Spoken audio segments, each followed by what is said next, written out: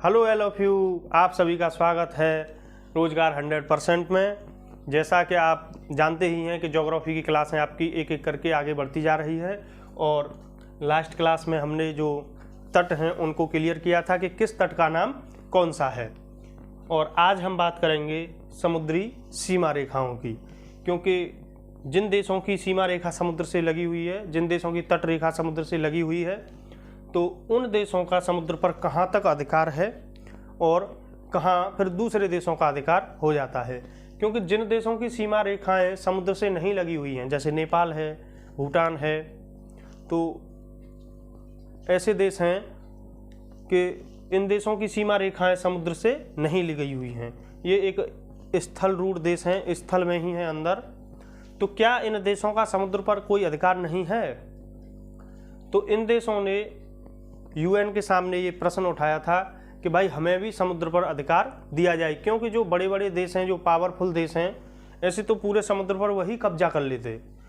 तो उसी को देखते हुए 1982 में एक समझौता हुआ था, अनक्लॉस समझौता। यही यूएन वाला है, यूएन क्लॉस समझौता। तो ये समुद्र से संबंधित है और ये 167 देश और यूरोपीय संघ, जो यूरोपीय यूनियन है, यूरोपीय यूनियन और 167 देशों के ये मध्य हुआ था और ये 1982 में हुआ था। तो इसी समझौते के तहत ये तय किया गया कि जो तटीय देश हैं, जो समुद्र तटीय देश हैं, उन देशों की सीमा रेखाएं कहाँ तक होंगी। ये दो बातें और लिखी हुई हैं, इनको भी जान लो। एक मानक मील बराबर होता है 1584 मीटर। एक मानक मील बराबर होता है 1584 मीटर। जैसे 1 किलोमीटर बराबर 1000 मीटर, ऐसे ही एक मानक मील बराबर 1584 मीटर। फिर होता है एक समुद्री मील बराबर, एक नॉटिकल माइल बराबर होता है 1824 मीटर, यानी 1.8 किमी। 1.8 किमी, 1.824 मैंने लिखा नहीं क्योंकि छोटा सा है, तो 1.8 किमी आप ध्यान रखेंगे।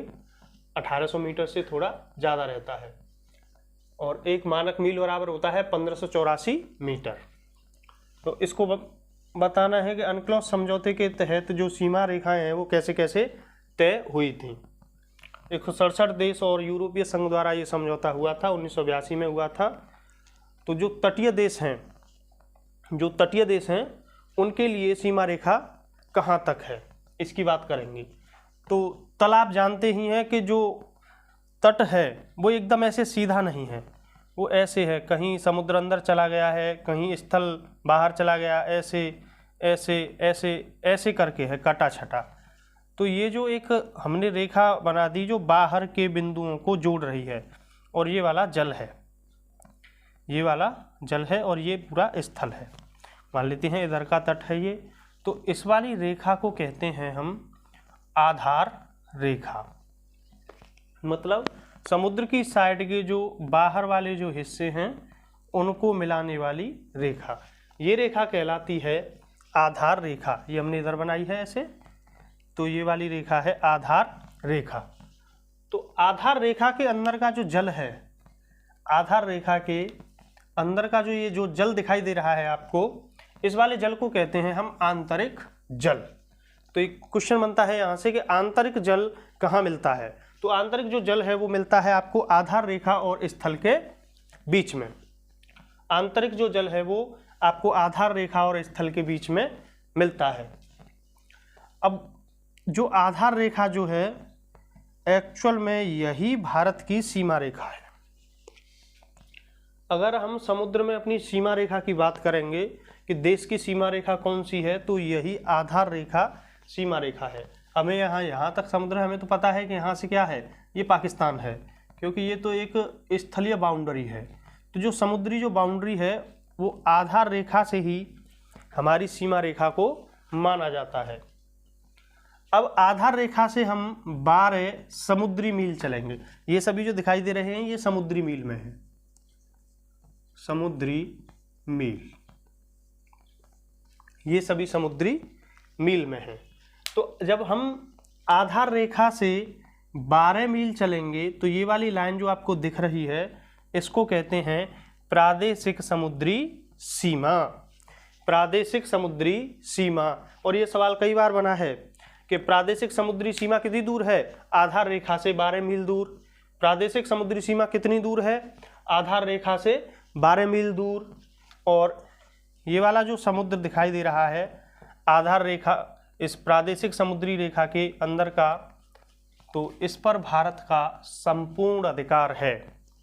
इस समुद्र पर भारत का संपूर्ण अधिकार है। ये वाला जो समुद्र जो दिखाई दे रहा है आपको, ये वाला आधार रेखा और प्रादेशिक समुद्री सीमा के अंदर का इस वाले समुद्र पर भारत का संपूर्ण अधिकार है। मतलब इसमें मछली पालन करे भारत, इसमें कोई भी काम अपना कर सकता है, संसाधनों का दोहन कर सकता है, और तुम्हारा पेट्रोलियम निकल रहा है उसको भी निकाल सकता है, आगे भी निकालेगा, आप देखेंगे। मतलब कहने का ये है कि ये वाला समुद्र हमारे घर का समुद्र है, इस पर संपूर्ण अधिकार है, कोई कुछ भी नहीं बोलेगा इस पर। इसके बाद आगे बढ़ते हैं तो हम प्रादेशिक सीमा से जब हम आगे बढ़ेंगे 12 मील, ये जो आप 24 देख रहे हैं ये आधार रेखा से है। आधार रेखा से 24 मील, 12 ये वाला और 12 ये वाला, 24 हो गया। ठीक है, तो इस वाले समुद्र को, ये वाला जो समुद्र है इस वाले समुद्र को कहते हैं हम संलग्न या अविच्छिन्न क्षेत्र। संलग्न या अविच्छिन्न क्षेत्र। तो संलग्न या अविच्छिन्न क्षेत्र में क्या होता है, इसमें भारत को साफ सफाई का अधिकार है, सीमा शुल्क वसूलने का अधिकार है और वित्तीय अधिकार प्राप्त है। साफ सफाई का अधिकार है, जैसे इसमें कोई समुद्र में लग रहा है कि ये हमको हटाना है यहाँ से, तो भारत यहाँ से उसको हटा सकता है। और सीमा शुल्क वसूलने का अधिकार, जैसे किसी अन्य देश का जहाज अपना सामान लेके गुजर रहा है, किसी अन्य देश का जहाज, जैसे पानी का जो जहाज होता है, जो मालवाहक जहाज है, वो गुजर रहा है यहाँ से, और यदि वो इस सीमा में अंदर प्रवेश करता है, इस रेखा के संलग्न या अविच्छिन्न क्षेत्र में जब ये प्रवेश करेगा इस रेखा के बाद, तो भारत उस पर टैक्स लगा सकता है। यही होता है सीमा शुल्क, कि आप हमारी सीमा में प्रवेश करे हैं, आप हमारी सीमा में प्रवेश करे हैं और हमको आप टैक्स दीजिए, और यह टैक्स नहीं देंगे आप तो आप हमारी इस लाइन से इधर प्रवेश नहीं करेंगे। मतलब संलग्न या अविच्छिन्न क्षेत्र में आप प्रवेश नहीं करेंगे। इसके बाद बात करते हैं इस वाली की, तो ये 200 समुद्री मील तक की जो दूरी है ये कहलाता है अनन्य आर्थिक क्षेत्र। तो 200 समुद्री मील तक भारत को संसाधनों के दोहन का अधिकार है, अनुसंधान करने का अधिकार है और नए द्वीपों के निर्माण का अधिकार है। अब संसाधनों के दोहन का अधिकार कैसे है? मान लो कि आप देखते होंगे यूट्यूब पर या समाचारों में कई बार दिखाया जाता है कि कहीं पर एक कुआं निकला है जहाँ से आग निकल रही है, जहाँ से आग निकल रही है। अब आप ध्यान दीजिए कि पानी में तो आग जलने से रही, या तो यहाँ आग निकल रही है तो इसका मतलब है यहाँ तो या पेट्रोल का कोई स्रोत है या फिर कोई गैसीय स्रोत है। ऐसे ही जब इस वाले क्षेत्र में मानो कि कहीं पेट्रोल या डीजल का कोई स्रोत मिलता है तो उस पर भारत का अधिकार होगा। जैसे इसका एक एग्जाम्पल बता दूं, मैंने लाया पीछे की क्लास में बताया है आपको, एक मुंबई हाई द्वीप है, और मुंबई हाई द्वीप नहीं है वो, बेसिकली उसको नाम दिया गया है मुंबई हाई द्वीप, और वहाँ से भारत में पेट्रोलियम और आपका प्राकृतिक गैस उत्पादित किया जाता है, जो 60 से 70% तक भारत का अकेला मुंबई हाई से ही पेट्रोलियम उत्पादित होता है। तो ऐसे ही यदि इस समुद्र में यहाँ तक कोई ऐसा द्वीप मिल जाता है जहाँ से पेट्रोलियम निकालना है या समुद्र से कोई खनिज वगैरह निकालने हैं, तो इस पर भारत का अधिकार होगा।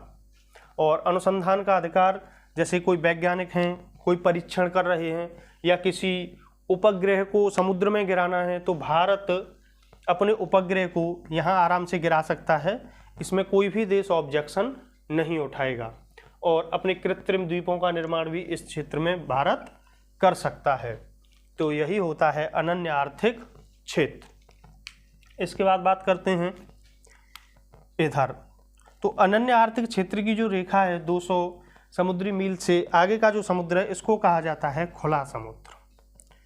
खुला समुद्र, और खुले समुद्र पर सभी देशों का संपूर्ण अधिकार है। सभी देशों का बराबर का अधिकार है। आप देखते होंगे कि कभी कभी चीन कहता है कि दक्षिण चीन सागर पर चीन अपना पूरा अधिकार बताता है, तो वो इस समझौते का उल्लंघन करता है, क्योंकि जो दक्षिणी चीन सागर है वो 200 समुद्री मील से भी दूरी पर अपना अधिकार दिखाता है, जबकि समझौते में तय ये हुआ था कि 200 समुद्री मील तक ही अधिकार होगा।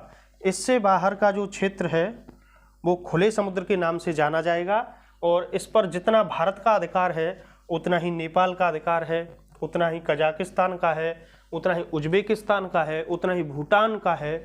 तो सभी देश खुले समुद्र पर बराबर का अधिकार रखते हैं। उसमें जो भी संसाधन वो खोजेंगे तो उन पर उन्हीं का अधिकार होगा। अपने नए द्वीपों का भी निर्माण कर सकते हैं, और अपना जो वैज्ञानिक अनुसंधान है उनको भी वो कर सकते हैं। एक बार मैं फिर से इसको रिपीट किए देता हूं कि समुद्री जो सीमा रेखा, और ये जो आपको सीमा रेखाएं दिख रही हैं, ये सभी जो सीमा रेखाएं हैं ये अनक्लोज समझौते के तहत 1982 में तय हुई थी, और अनक्लोज समझौता 167 देश और यूरोपीय संघ से संबंधित है, और इन्हीं सभी देशों ने इसको समझौते को बनाया था और इन्हीं पर हस्ताक्षर किए, और इसको 1982 से लागू माना जाता है तभी से।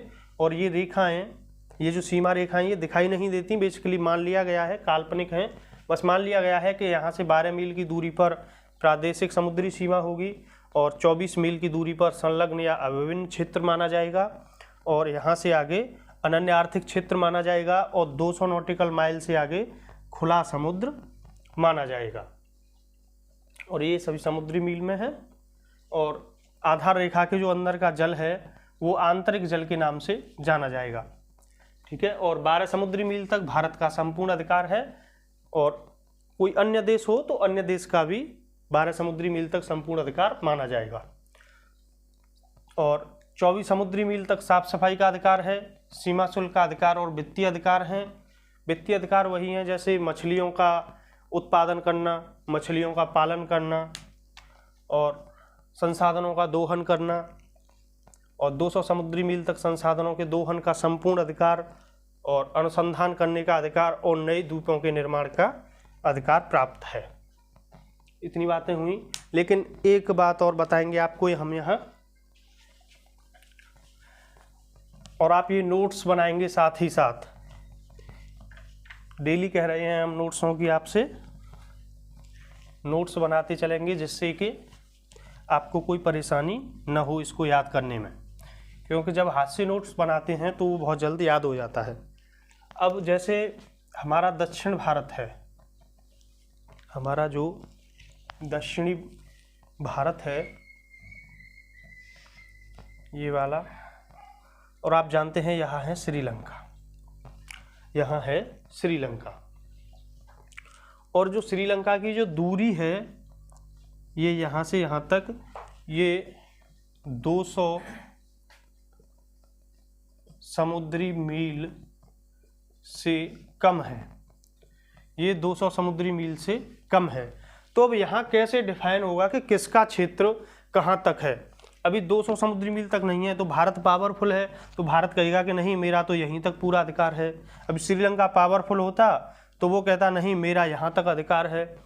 तो ऐसे में दोनों देश आपस में एक समझौता करते हैं, या तो वो इसको आधी आधी बांट लेंगे बाउंड्री को, या फिर वो ये कहेंगे कि आपके मछुआरे हमारे यहाँ तक आ जा सकते हैं या यहाँ तक हमारे मछुआरे आ जा सकते हैं। जैसे आपने कभी कभी समाचारों में देखा होगा कि किसी तूफान के कारण जो लोग समुद्र में फंस जाते हैं और उनको पता नहीं रहता मछुआरों को, तो तमिलनाडु के मछुआरे कहाँ पहुँच गए? श्रीलंका पहुँच गए। श्रीलंका के मछुआरे कहाँ आ गए? तमिलनाडु आ गए। तो ऐसे आते रहते हैं, ठीक है। और वो दोनों देशों की सहमति बनती है तब उस समुद्र का उपयोग किया जाता है। तो आज हमने जो बात की, समुद्री सीमा रेखा की बात की, और समुद्री सीमा रेखा हमें लग रहा है कि आपकी समझ में आ गई होगी। और यहीं आज क्लास को रोकते हैं। और यदि आपको क्लास अच्छी लगे और तो क्लास को लाइक करिए, शेयर कीजिए वीडियो को अपने सभी दोस्तों पर, और अपने जो भी भाई बहन हैं जो तैयारी में लगे हुए हैं और जो वनडे एग्जामों की तैयारी कर रहे हैं, यही नहीं कि यूपी पुलिस या एसएससी की कोई भी वनडे एग्जाम हो, ये सभी में आपके लिए यूज़फुल होगा। और जहाँ तक हम अपनी कोशिश कर रहे हैं, आपके लिए जो कंटेंट लेके आ रहे हैं, एक बेहतर कंटेंट आपके लिए लेके आ रहे हैं। बस इसी के साथ क्लास को विराम देते हैं। क्लास को शेयर करें, लाइक करें और चैनल को सब्सक्राइब करें। धन्यवाद।